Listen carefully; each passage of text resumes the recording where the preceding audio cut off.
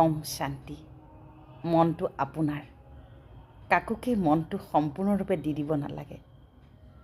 আপুনি সকলোকে শ্বেল্টাৰ দিয়ক, আশ্ৰয় দিয়ক আপোনাৰ মনত, কিন্তু সম্পূৰ্ণ মনটো যেন আপুনি এৰি নিদিয়ে।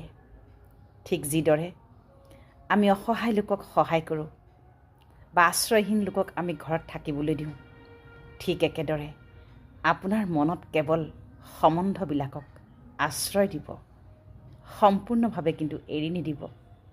নহ'লে আপুনি যেতিয়াই বিশ্বাসঘাতকতা, আপোনজনৰ পৰা আপুনি বিশ্বাসঘাতকতা, আপোনজনৰ পৰা যেতিয়া আপুনি ক'ব নোৱাৰাকৈ মনে মনে যেতিয়া আপোনাৰ বিশ্বাসঘাতকতা হৈ থাকিব, আপোনাক ঘৃণা কৰিব, আপোনাক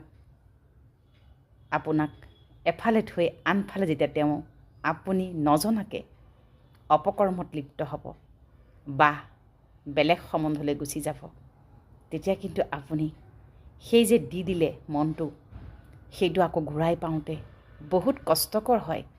কাৰণ সম্পত্তি আপুনি কোৰ্টত গৈ যদি কেছ কৰে, আপোনাক সেই কেছত উকিলে সহায় কৰি দিব, কিন্তু মনটো যদি এবাৰ দি দিয়ে, ইয়াত কোনো উকিল নাই আপোনাৰ মনটোক তেওঁৰ পৰা ঘূৰাই আনি দিবলৈ।